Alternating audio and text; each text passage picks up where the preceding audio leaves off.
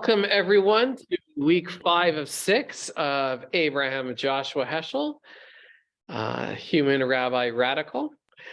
I have been enjoying so far, and if you're still with us after 5 weeks, obviously on some level you've been enjoying too. We are going to look more today at Heschel's theology and his thoughts and feelings about Torah and God. And I'm kicking myself already because like the one page I wanted to be sure to include, I forgot to write down. So I have it with me, I'll read it, but I don't have it in the photocopy. I'm really sorry for that. So we're looking at books from three different books. We're going to start off, Man is Not Alone. Then we're going to look at God in Search of Man, Heschel's most well-known book, I would say. And then finally, Man's Quest for God. That's that last piece. And that book, I don't think we've looked at Man's Quest for God yet. And it's on the meaning of prayer and its symbolism. And you'll see a bit of that when we get there.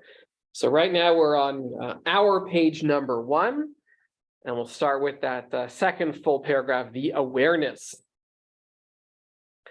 The awareness of the ineffable, as I said, that's one of Heschel's favorite words, is that with which our search must begin.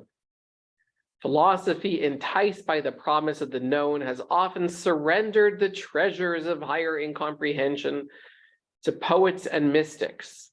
Although without the sense of the ineffable, there are no metaphysical problems, no awareness of being as being, of value as value. So what's our starting point? A certain recognition of something beyond, something which is beyond our comprehension, certainly beyond our language. That is the beginning of philosophy. The search of reason ends at the shore of the known. On the immense, I know. Who writes like that? I know nobody writes like that. The search of reason ends at the shore of the known. On the immense expanse beyond it, only the sense of the ineffable can glide. It alone knows the routes to that which is remote from experience and understanding. Neither of them is amphibious. Reason cannot go beyond the shore. And the sense of the ineffable is at a place where we measure, where we weigh. So, as I mentioned, I think last week before, Heschel is certainly not a systematic theologian. He doesn't say, okay, starting point A and therefore B and C and therefore D, E, F, right? It's the sense of wonder, which we're going to see, I believe today, and awe and radical amazement. That is going to be what draws Heschel forward. And it's not, God is not something that you can weigh and measure. We do not leave the shore of the known in search of adventure or suspense, or because of the failure of reason to answer our questions. We sail because our mind is like a fantastic seashell. And when applying our ear to its lips, we hear a perpetual murmur from the waves beyond the shore.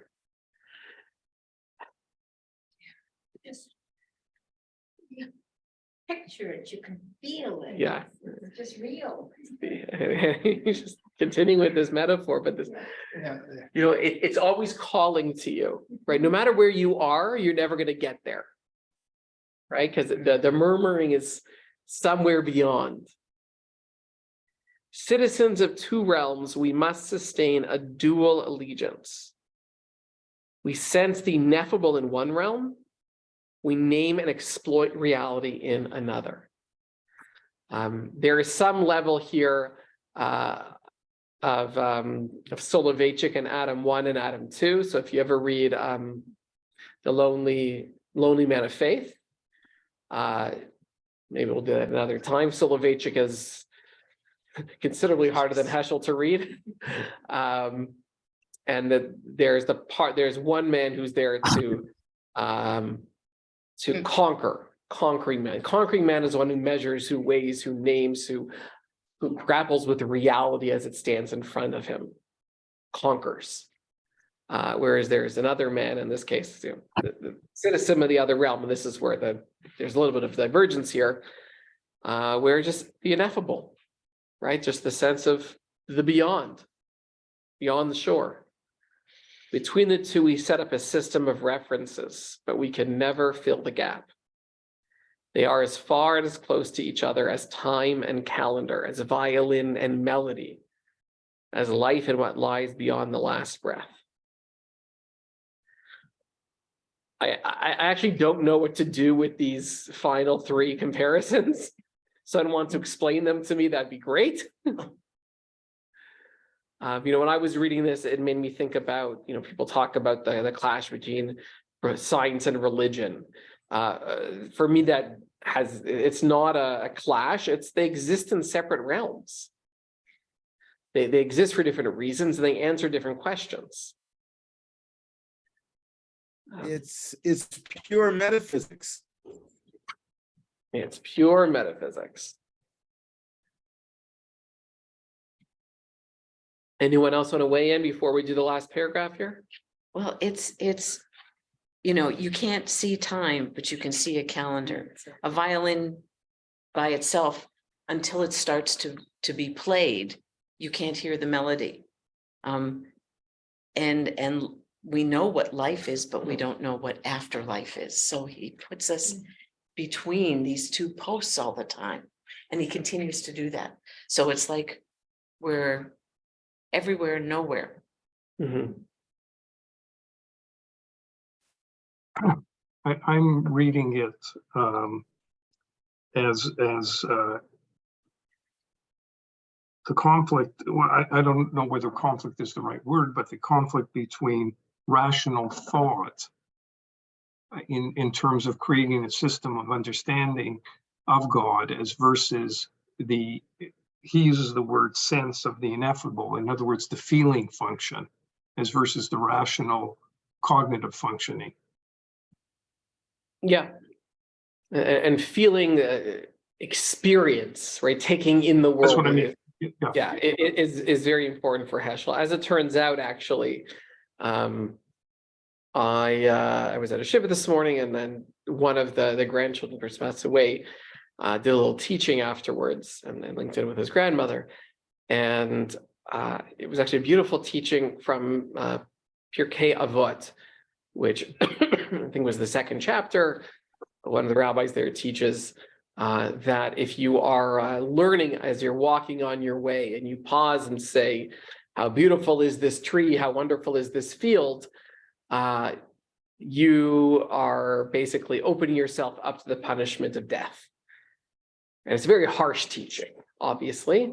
And it's problematic, especially if you look at the first part of that same Mishnah, which talks much more about the importance of recognizing the beauty in the world. Whereas this one's like, if you're learning, you're learning, you're learning, you're learning. And his the teaching that he this morning gave over, which he had learned himself, I heard in Israel, where he lives, was that the problem is is thinking about that as being in itself an interruption, not seeing that when you recognize how beautiful the world is, that itself is part of your learning. That is part of being human, and Jewish study actually involves taking in the world itself. I thought that was a nice thing, and I think it ties in nicely with Heschel, for what it's worth. Well, one of his problems, it seems to me, is that he tries to associate certain ideas metaphorically with each other. So, for example, his use of the seashell. Well, what we hear when we put our ear to a certain kind of seashell, a cowrie shell, and so on, we are not hearing the sea. This can be entirely explained rationally and scientifically. So when he uses that as a kind of an idea to suspend reason or to go beyond reason, I don't think, well, to me, the writing stands up. So one of the challenges to religion generally over the last 200 years has been that its scope has narrowed and narrowed as science has grown, right? If for a long time, religion was there to answer questions for which we did not have an answer. Well, as it turns out, we have more and more answers. We understand more about the world, and we don't need religious explanations because we have scientific ones. Yeah, we can understand how wind enters into a seashell and reverberates around and hits your inner ear, and all those things, and makes that sound. And obviously, yeah, it doesn't. It is not the sea, right? The sea isn't remembered by the seashell, which is then letting it out into our ear.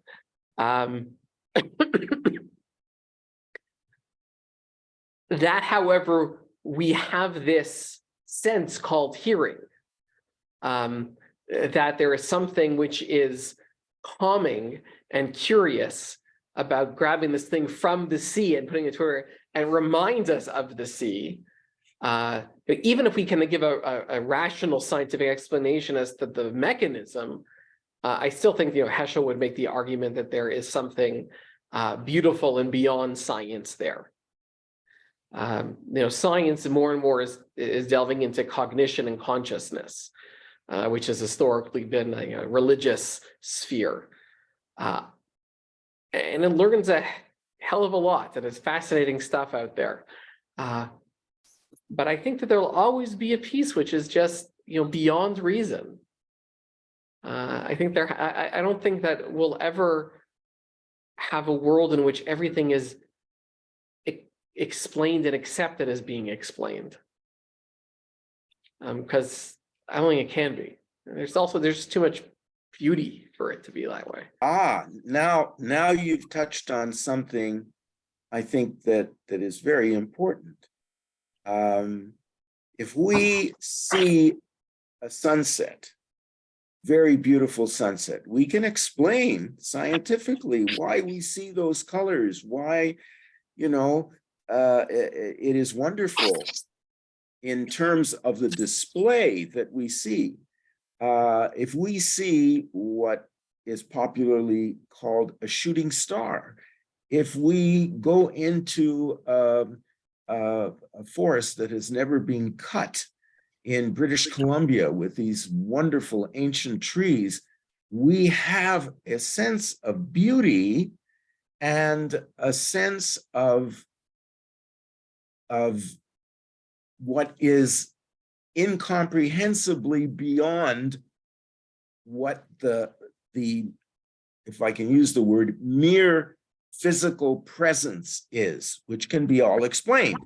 But we have this sense of beauty, and I think he misses that. I think what you touched on is the key.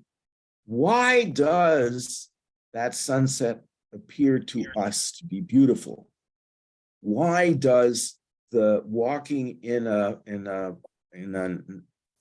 first growth forest seem to us to be beautiful?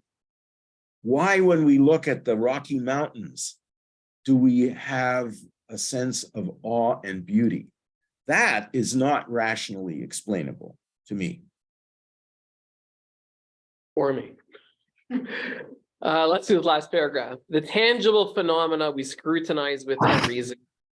The sacred and indemonstrable we overhear with the sense of the ineffable. The force that inspires readiness for self-sacrifice, the thoughts that breed humility within and behind the mind, are not identical with the logician's craftsmanship. The purity of which we never cease to dream, the untold things we insatiably love, the vision of the good for which we either die or perish alive, no reason can bound. It is the ineffable from which we draw the taste of the sacred, the joy of the imperishable. And I think that the first part of that last sentence is really a key to Heschel's entire worldview and religious philosophy. It is the ineffable from which we draw the taste of the sacred. Right? It's from that which cannot be named, cannot be described, cannot be understood, that we begin to taste, to understand. And the fact that he uses a sensory word, I think here is not by chance. That's our starting point for the sacred, for the whole. Let's turn the page to our page 2, left side bottom, underneath the big break.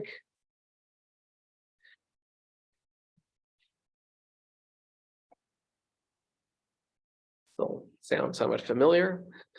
Do we owe all we know to discursive thinking? Does our syllogistic power bear the whole brunt?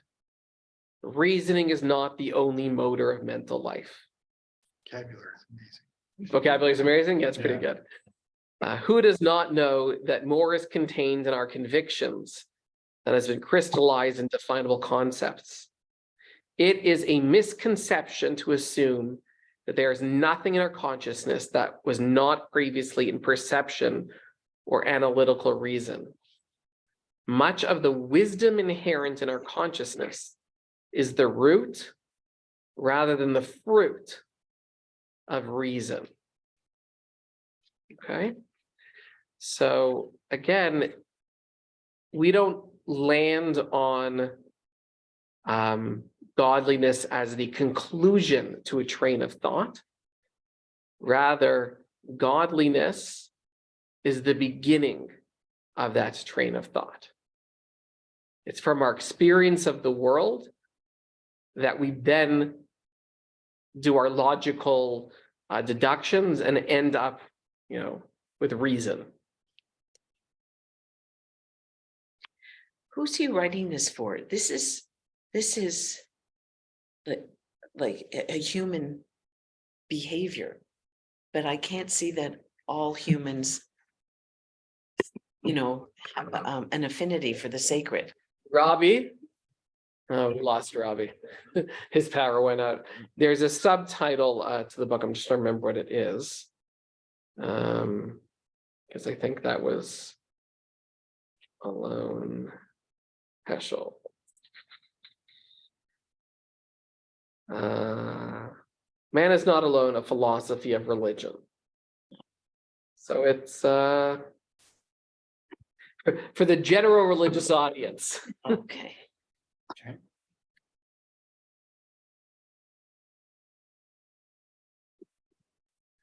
There are more songs in our souls than the tongue is able to utter. That's so pretty. Yep. When detached from its original insights, the discursive mind becomes a miser. When we discover that concepts bring no relief to our outraged conscience and thirst for integrity, we return to the origin of thought, to the endless shore that lies across the logical. Just as the mind is able to form conceptions supported by sense perception, it can derive insights from the dimension of the ineffable. Insights are the roots of art, philosophy, and religion, and must be acknowledged as common and fundamental facts of mental life. We as humans all have these experiences in the world. They link one person to the next. And out of that experience, these insights of our souls into the nature of the world come art, philosophy, religion. The ways of creative thinking do not always coincide with those charted by traditional logicians. The realm where genius is at home, where insight is at work, logic can hardly find access to. So that made me think, there are more things in heaven and earth than are dreamt of in your philosophy. So that's from Hamlet, but he's telling us this too, I think. Yeah. He's against the turn of religion into logic. I don't recall coming across Heschel on Spinoza, but I don't think he particularly would have liked Spinoza. Page 3. We're going to look at the left side, that big paragraph. 1, 2, 3, 4, 5, 6, 7 lines from the top. So right in the middle, the sentence starts with yet. In the middle, yet as we have seen. Okay.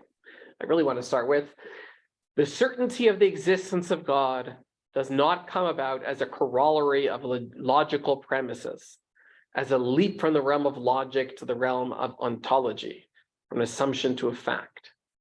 It is, on the contrary, a transition from an immediate apprehension to a thought, from being overwhelmed by the presence of God to an awareness of his essence. Isn't this a long-standing debate between science and religion?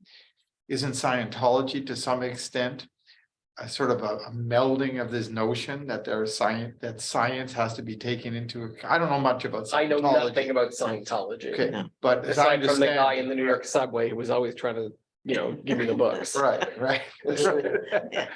Anyway, but isn't that an ongoing problem that much of the Bible and much of what we've learned is not scientifically consistent?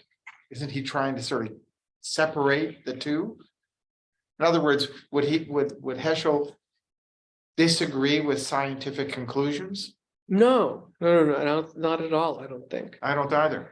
I think he sees them as really existing on separate realms. Right. And that God is not the end of a logical equation.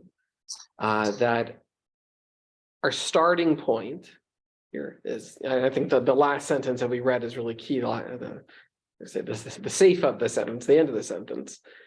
Overwhelmed by first we are overwhelmed by the presence of God, and then that leads us to an awareness of his essence. Right. That the starting point of understanding is experience rather than logical deduction. Right. First, we have this awareness of God, and then from there we move to an appreciation, understanding of God's essence. But simply by being human and opening up our eyes in the morning, we feel God's presence. Because for Heschel, that's what we're supposed to be doing. Right.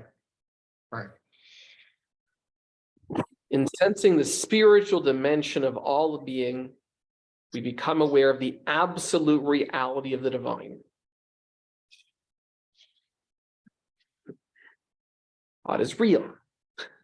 In formulating a creed, in asserting God.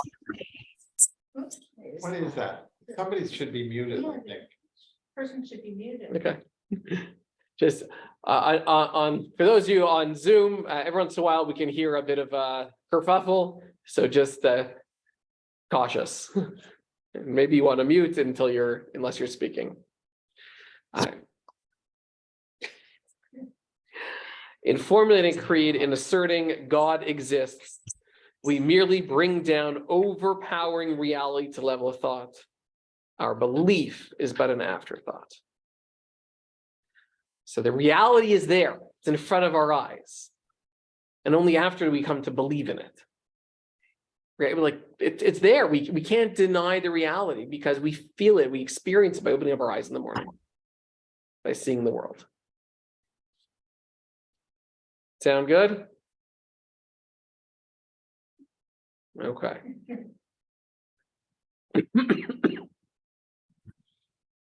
Okay, so with that, we are going to turn the page and you're going to listen.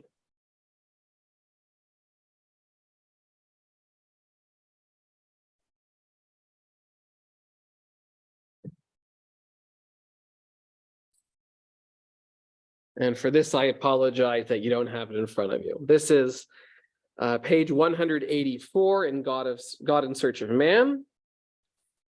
If you happen to have it at home, fabulous. The chapter is titled The Mystery of Revelation. It begins. The first section is Revelation and the Experience of Revelation. If revelation was a moment in which God succeeded in reaching man, than to try to describe it exclusively in terms of optics or acoustics, or to inquire, was it a vision or was it a sound? Was it forte or piano? Would be even more ludicrous than to ask about the velocity of the wind that sighs before the dawn. Okay, so if Revelation was about God reaching out to man, to talk about it in terms of sounds and sights, it's crazy. Like that language is not going to come close to describing the reality of what's supposed to be happening there. Of course, the prophets claim to have seen, to have heard, but that kind of seeing and hearing cannot be subjected to psychological or physiological analysis. An analysis of the poet's ability to hear the wind sigh would have no relevance to our understanding of the poem. Did the prophet claim to have encountered God in the way in which he met one of his contemporaries, or in the way in which Aristotle met Alexander the Great? Like if Revelation is God reaching out to us, which is only part of Revelation, as we'll see in a moment for Heschel, words, and particularly the words of the Torah, which are used to describe it, are going to be beyond limited. If Revelation were only a psychophysical act, then it would be little more than a human experience, an event in the life of man. Yet, just as a work of sculpture is more than the stone in which it is carved, so is Revelation more than a human experience. True, a revelation that did not become known by experience would be like a figure carved in the air. Still, its being a human experience is but a part of what really happens in Revelation, and we must therefore not equate the event of Revelation with man's experience of Revelation. Okay, so the sound is coming from your computer. So Can you not mute her? So there we go. Thank you, Sue. Still, it's being a human experience is but a part of what really happens in Revelation, and we must therefore not equate the event of Revelation with man's experience of Revelation. So Revelation itself is beyond how we experienced it. There's something great. It's bigger than us and bigger than the way that we felt it, took it in, wrote about it. Actually describe it in the Torah.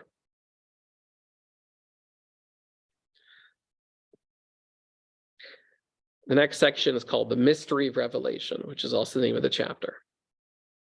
The nature of Revelation being an event in the realm of the, here we go again, ineffable, is something which words cannot spell, which human language will never be able to portray. Our categories are not applicable to that which is both within and beyond the realm of matter and mind. Okay? So we cannot really capture this based on, we're limited in language.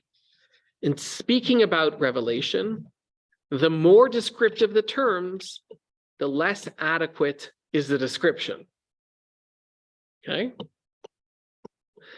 The words in which the prophets attempted to relate the experiences were not photographs, but illustrations, not descriptions, but songs. Okay? A psychological reconstruction of the prophetic act is therefore no more possible than the attempt to paint a photographic likeness of a face on the basis of a song. Okay, so it's impossible for Heschel, Heschel says, to capture the moment of revelation in any way, really. The word revelation is like an exclamation. It is an indicative rather than a descriptive term. Okay, it indicates something. Right? It's pointing towards something rather than describing the thing.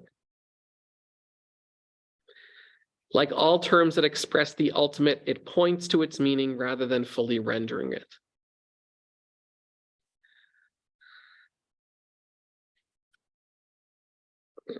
He then quotes someone, like he quotes Rambam. This is from the Guide of the Perplexed. It is very difficult to have a true conception of the events at Sinai, for there's never been before, nor will ever be again, anything like it. We believe, says Maimonides, that the Torah has reached Moses from God in a manner which is described in Scripture figuratively by the term word, and that nobody has ever known how that took place except Moses himself, to whom that word reached.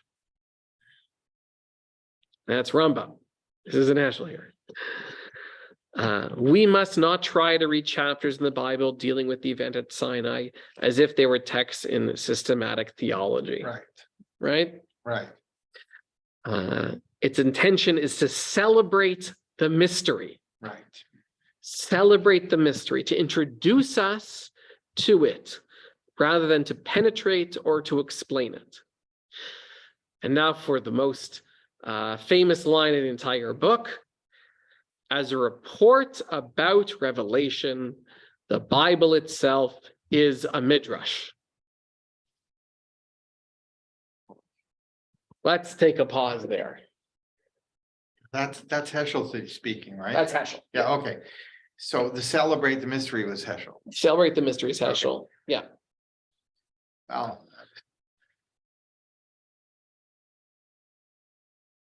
What do we think? Well, it always, yeah, I keep trying, I can't help but invoke Rabbi Saltzman again from time to time. He often talked about one of the challenges between his view of orthodoxy and the way he wanted to practice as a conservadox or orthopractic person was that he believed that the Torah wasn't to be taken as a literal story, but it was in fact a midrash. He may have actually taken this idea from Heschel, that it was the lessons and the experiences that the Torah provides that were important, not whether or not God scribed the document and handed it. The God spoke and Moses wrote. Right, yeah, that Use Gilman's language. yeah, okay, so that distinction I think is very important because it does separate to some extent the Orthodox community from, Yeah, I mean, as I understand it, just. so you I think that there is a fair bit of room within the Orthodox community in terms of, you know, what happens in Revelation. And, you know, when you have things about what did God speak? God spoke the Aleph of Anochi, Right, you know, like, which I think I mentioned here. I certainly spoke about it once. You know, what does that even mean, right?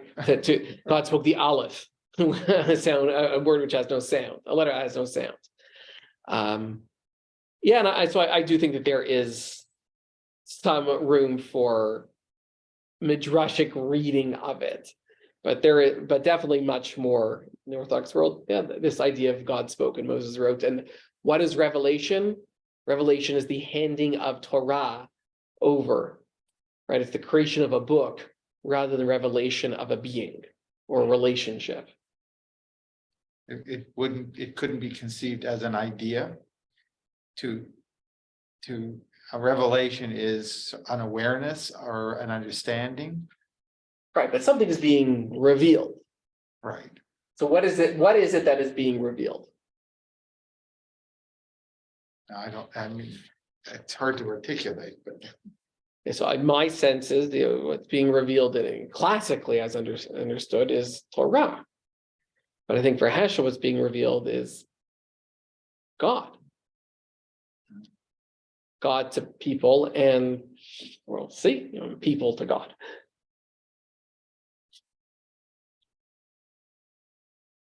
Thoughts, hands, concerns. Okay, so where does he transition from these very deep and difficult to apply language to, concepts, to a set of instructions and rules that should be followed in order to call yourself a Jew. Not in this book. I think at some point, I actually, maybe week 2, I printed something that we didn't get to, which talks about religious practice and how we get to it. I'll have to go back and look, and maybe we'll have a chance to look at it next week. It's a good question.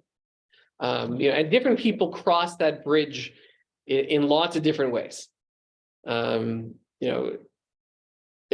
I didn't, I never spoke to Rabbi Saltzman about his theology. No. But he sort of understood that he was very liberal theologically and quite traditional in his I practice. think that would be fair. But, and I think that he was someone who had he was a very thoughtful person. And, it's not like he did this willy-nilly. Like he got there from A to B because that made sense to him. And people do that in all sorts of ways.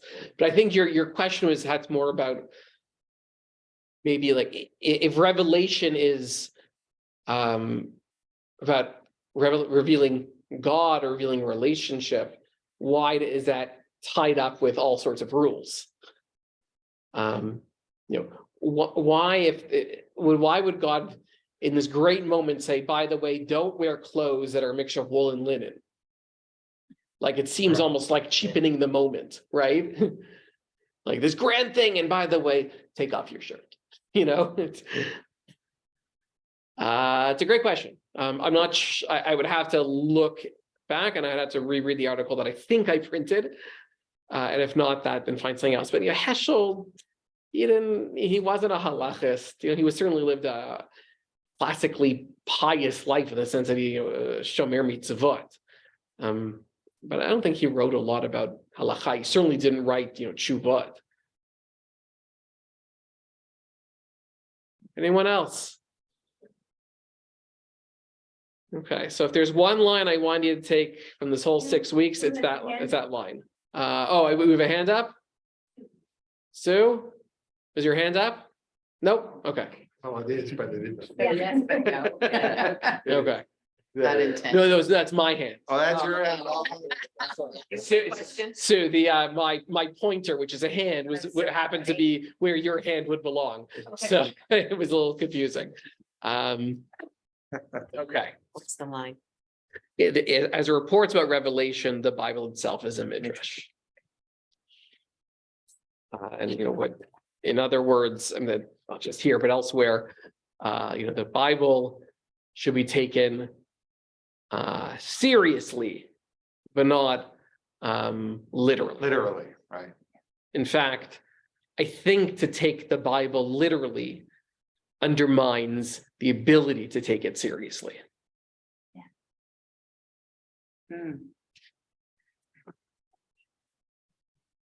Okay. And now we're going to go back to the handout. And this is why I got confused, because I had page 194 and this is page 184. And I think I just forgot. I did want this as well. So the two aspects. What happened on Sinai? So this is the left side on page 4 in our page numbers. What happened on my, good question. What do we like to know? The Bible tries to say it in 2 ways. What it says in one is something words can hardly bear. The Lord came down upon Mount Sinai. No sentence in the world has ever said more. He who is beyond, hidden, and exalted above space and time was humbly here for all of Israel to sense. But the Bible also speaks in another way. I've talked to you from heaven. He did not descend upon the earth. All that happened was that his word welled from heaven. These passages do not contradict each other. They refer not to one, but to 2 events. The revelation was both an event to God and an event to man. Indeed, in the second passage, it is God who speaks in the first person. The first passage conveys what the people experienced. It speaks of God in the third person. The same act has two aspects. God did and did not descend upon the earth. The voice came out of heaven, and a man heard it out of Sinai.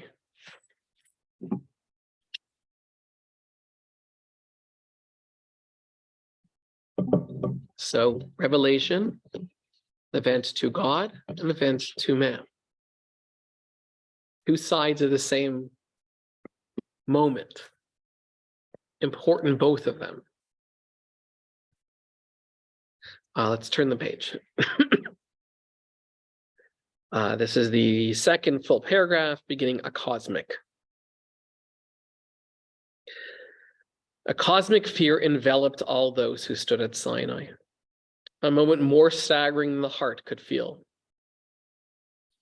The earth reacted more violently than the human heart. The people trembled, the mountain trembled greatly. Was that perception an illusion? What we see may be an illusion. That we see can never be questioned. The thunder and lightning at Sinai may have been merely an impression, but to have suddenly been endowed with the power of seeing the whole world struck with an overwhelming awe of God was a new sort of perception.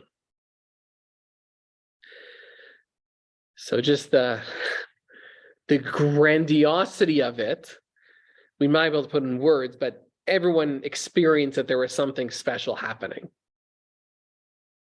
Let's skip to the bottom of that page, still on the left side. And here's a turn. Just as important as the problem of the origin or immediate authorship is the problem of the relevance of the Bible, whether the norms it stands for are only concerned to man or also to God. Revelation means that the thick silence which fills the endless distance between God and the human mind was pierced. And man was told that God is concerned with the affairs of man. That not only does man need God, God is also in need of man. And this is from God in search of man, right? This is, so what's Revelation about? It's the coming together of these two independent spheres. That there's a pierce in the wall that has separated them. And suddenly man exists in God's realm and God exists in man's realm in a way which had never been before. It is such knowledge that makes the soul of Israel immune to despair.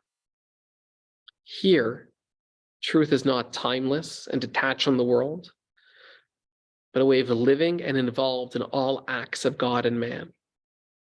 The word of God is not an object of contemplation. The word of God must become history. Thus, the word of God entered the world of man.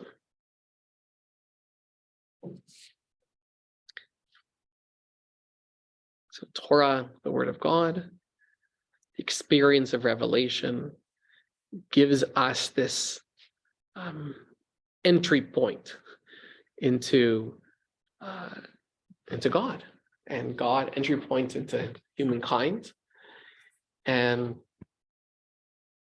if God is attached to the idea of truth, well, it's not something which is beyond anymore. It's something which is part of who we are and the way we live, because the veil has been pierced, lifted. I guess veils are lifted. And then finally, for something else, yeah. So on the right side, the bottom paragraph, we're still page 5. Judaism is a way of thinking, not only a way of living. And this is one of its cardinal premises. The source of truth is found not in, quote, a process forever unfolds in the heart of man, that in unique events that happened at particular moments in history. There are no substitutes for revelation for prophetic events. Jewish thought is not guided by abstract ideas, by generalized morality. At Sinai, we've learned that spiritual values are not only aspirations in us, but a response to a transcendent appeal addressed to us.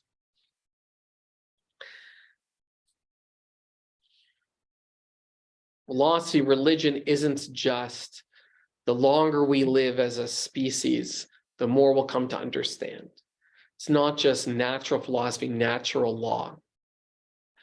There was something that happened at a time and at a place. We call that revelation. And the more we delve into that, the more we come to experience and understand truth in the world. And this is what separates Judaism from, I see you, Claudette, from the world at large. Right? Heschel, I don't think he doesn't deny the ability of others to reach some level of truth based on their own wisdom. But because of this thing called revelation, we have a different kind of insight. Claudette, yes. I'm trying to grasp this. Would you say, Rabbi, that the Torah is given, so that's God reaching to us, and us doing the mitzvahs is reaching to God?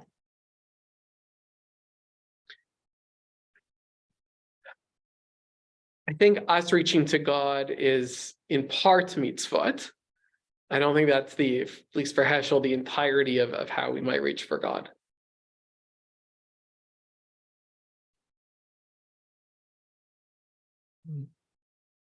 I think there would probably be more. Thank you. Well, that paragraph, Judaism is a way of thinking, not only a way of living. Presumably, he means a way of living is fulfilling the mitzvot. Right. So he's trying to get at something beyond that. Yeah, and there's certainly philosophers like Leibovich, who basically says, if God says to read the phone book, you read the phone book. That's that's what it means to be a Jew, just to follow. I mean, the thinking doesn't matter so much. Can you re-explain this notion of truth that you were just talking about? I didn't quite follow how this leads to the sense of truth. So I think what he's trying to do here is say that he's pushing back against the idea that one can access truth simply by, over time as a person, over time for humanity, delving into the logic of the world and understanding the world through simple experience with it. That's sort of where like natural law comes from. Rather, something had to happen in order for us to understand the divine or begin to. While Heschel certainly is big into radical amazement and all the I wonder that's where we began. That's limiting. We needed this moment of revelation in order to begin to come to understand God in a way that we simply could not have otherwise. That's why Judaism exists in history. Okay, thanks. Okay. So actually, just continuing on that thought, I think is actually where we're going to. Just one clarification to what you just said. So if there had not been revelation at Sinai, is Heschel saying there wouldn't be Judaism? That is the kernel? Certainly not the way we know it. There are other, there's still prophetic experiences. Heschel's big into that. So there is still, Judaism doesn't exist then either. Judaism is a product of the first century of the Common Era, maybe the second century, right? Before that, it's Israelite religion. So at some point we're getting into semantics, but without revelation at Sinai, we're missing a big chunk of who we are. I think that's safe to say. 198, which say page 6. Sorry, page 6. Unlike the mystic act, revelation is not the result of a quest for esoteric experience. And this actually, I really like this paragraph. What characterizes the prophet is, on the contrary, an effort to escape such experience, right? The prophets are characterized with running away from God. They were not interested. It's too terrifying. Leave me alone, right? Whereas, mystics today, they're trying to run to God and have a godly experience. That's what they're looking for. Never does he relish his vision as one relishes the attainments of a goal longed for. Revelation is not an act of his seeking, but of his being sought after, an act in God's search of man. The prophet did not grope for God. God's search of man, not man's quest for God, was conceived to have been the main event in Israel's history. Let me read that again. God's search for man, not man's quest for God, was conceived to have been the main event in Israel's history. This is at the core of all biblical thoughts. God is not a being detached from man to be sought after, but a power that seeks, pursues, and calls upon man. The way to God is a way of God. Israel's religion originated in the initiative of God rather than the efforts of man. It was not an invention of man, but a creation of God. Not a product of civilization. This is D.G. Kaplan, but a realm on its own. Man would not have known him if he had not approached man. God's relation to man precedes man's relation to him. The mystic experience is man's turning toward God. The prophetic act is God's turning toward man. The former is first of all an event in the life of man, contingent on the aspiration and initiative of man. The latter is first of all an event in the life of God, contingent on the pathos and initiative of God. From the mystic experience, we may gain an insight of life into the life of God. From the prophetic act, we learn of an insight of God into the life of man. Therefore, to characterize revelation as a prophetic insight or experience is to reduce a reality to a perception. Seen from man's aspect, to receive a revelation is to witness how God is turning toward man. It is not an act of gazing at the divine reality as static and eternal mystery. The prophet is in the midst of a divine event, an event in the life of God. For in addressing the prophet, God comes out of his imperceptibility to become audible to man. The full intensity of the event is not in the fact that, quote, man hears, but in the fact that God speaks to man. The mystic experience is an ecstasy of man. Revelation is an ecstasy of God. Have you ever thought about revelation this way? No, No. not at all. No. Now that you're reading this, does it seem obvious that this is what the Torah is doing in Revelation? Or how, our tradition has transmitted revelation? I keep thinking revelation is a very Christian thing. Okay. In the New Testament rather than the Old Testament, but it's clear God revealed himself to Moses. So I go back to that line that God of Israel is the most mover. He did it. He's the one who instigated, started this, who brought man to understanding the sacred. But it's so different from what I understand to be Christian theology, which is, you saw Jesus, you saw that he rose from the dead, you saw that he came back, and that kind of thing. That's the tangible. So I never thought of it this way before.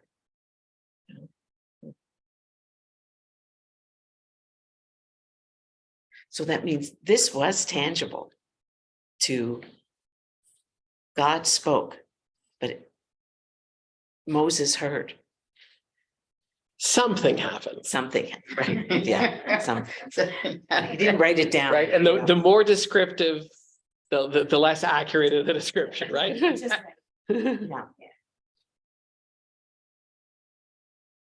Anyone else? Reactions to this? God in search of man, revelation as God reaching out. This to me speaks more to the idea of being chosen. We were chosen to be spoken to. Yeah. That's interesting. Anyone on the computer end of things? Okay. It's very intense. Variant, yeah. Very. Like, my brain is very, it seems a lot to take in. Feels like a lot to take in. I'm not sure that a lot of people think that the whole process at Sinai formed the foundation in a sense. I know the Torah was given there, but I never thought of it in a metaphysical sense. You know, I think I just always accept that that's where it sort of began and we moved from there. But I never thought about it from in this sort of philosophical, metaphysical sense about who was really speaking to who and what were there real words used, or was this just a question of, you know, being in awe of all those thunderbolts? Oh no, that's the movie. Sorry. Yeah. But you know what I'm saying? Like it's interesting because I never gave 5 minutes thought to this notion of revelation philosophically. I mean, in Hebrew school, we're taught, you know, Moses was at Sinai, saw the burning bush, and God gave Different places. a different, sorry. God went Moses up- was at Sinai Yeah. and got the 10 Commandments. And there we had laws. And that's how I grew up thinking about that experience. We were given laws which we are to follow, and that will make us good Jews. You know, I know my rabbi said, we couldn't tell you about the other things because you were too young. And I get that, but I still think I was shortchanged because Yeah. we could have heard about some of these things. You could have feelings about it instead of Yes. just being thinking, Yeah, yeah, 1 to Yeah. 10, you know, recite Right. them 1 to 10, Yeah. right? You know, yeah, it's really, yeah. I think that this chapter in Heschel needs to be taught everywhere. yeah. Mhm. I think it's that important. We've reached our time. Oh, one more, yeah. I just wanted to say that for me, what has always struck very close to heart and mind is that the people of Israel were all gathered together and collectively heard God. That in terms of the revelation that we've been taught, it's one thing for Moses, you know, to go up in the mountain or whatever, to experience God, to see the back of God and all of that. But it's another thing that the entire people were at God's request, God's order, gathered together around Sinai. Yeah, That and actually, It's incredible to me. and we're not going to do it today, but that's partially addressed in Man's Quest for God, which is page 9 and following in your handout. So for next week, I want to see if I can hit some more Heschel highlights, but also, you know, there's a couple books, more than a couple of books, but a couple books that we didn't look at that are often, I think, overlooked. One, Passion for Truth, where Heschel compares the Kotzker Rebbe to Kierkegaard. So I haven't really looked at the book in depth, so I'm curious for my own sake, and I think it'd be interesting to see. There's another book which was, I think was published in Hebrew during his lifetime, and in English really many like decades later. What's it called? Anyway, it's very different flavor. It's Heschel's grappling with how rabbinic sources kind of work. And we'll see what else, you know. Is it one more week? Yes. One more. That you told me last week that there's one more week after this, so I'll do. To the 20th. So whatever my calendar says, I do it. So that's it. Anyway, have a good evening, everyone. It is.